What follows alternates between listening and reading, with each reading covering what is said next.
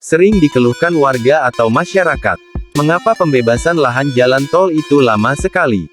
Mau tahu jawabannya? Simak penjelasan berikut terkait tahapan pembebasan lahan jalan tol.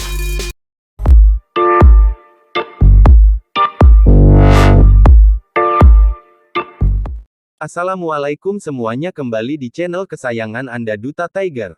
Sebelum berlanjut ke pembahasan, dukung selalu channel ini untuk terus berkembang dengan cara subscribe dan nyalakan loncengnya, supaya kalian dapat mengetahui kabar terbaru pembangunan jalan tol di Indonesia.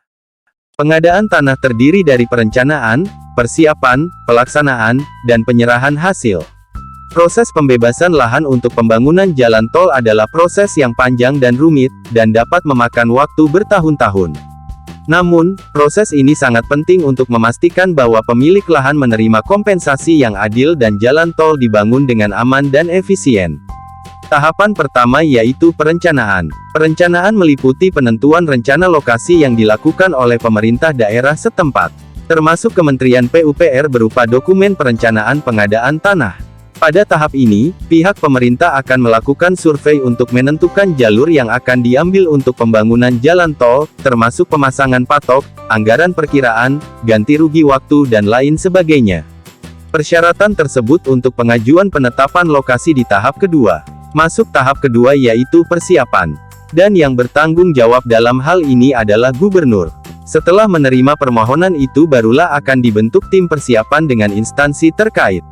Tugasnya yang pertama untuk memberitahukan rencana pembangunan tol kepada masyarakat dan tokoh-tokoh masyarakat termasuk lahan yang terkena patok.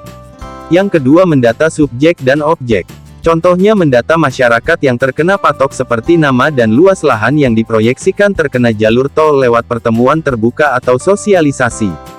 Setelah selesai baru diadakan pertemuan kedua yaitu konsultasi publik untuk mencari kesepakatan tertulis antara pihak yang pemilik tanah dan pemerintah. Saat pelaksanaan konsultasi publik dan tidak ada masyarakat yang keberatan barulah diajukan kepada gubernur dalam rangka menerbitkan penetapan lokasi. Setiap proses itu tidak sehari dua hari selesai, butuh waktu panjang sehingga tidak bisa dilakukan cepat, harus sesuai dengan fakta di lapangan. Setelah penetapan lokasi diterbitkan oleh gubernur, maka akan dibentuk tim pelaksana yang terdiri dari kantor wilayah BPN provinsi terdiri dari pejabat yang membidangi. Kemudian Kepala Kantor Pertanahan atau PPN yang wilayahnya dilintasi jalan tol. Pemerintah kabupaten terdampak yang juga kepala desa yang desanya dilewati jalan tol. Dalam menjalankan tugasnya tim pelaksana ini dibantu oleh Satgas yang dibagi dalam dua yaitu Satgas A dan Satgas B.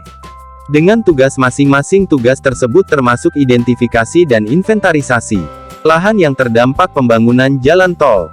Penilaian ini akan dilakukan dengan melihat faktor-faktor seperti lokasi lahan, luas lahan, kondisi lahan, serta keadaan lingkungan sekitar.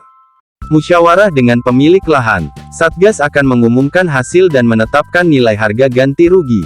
Tim pelaksana juga mengundang pihak yang berhak dalam rangka musyawarah bentuk ganti rugi.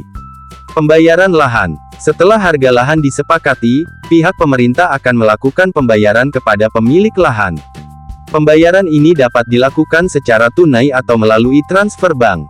Tahap pembebasan lahan. Setelah pembayaran telah dilakukan, pemilik lahan akan menyerahkan hak atas tanah kepada pemerintah dan melakukan pembebasan lahan.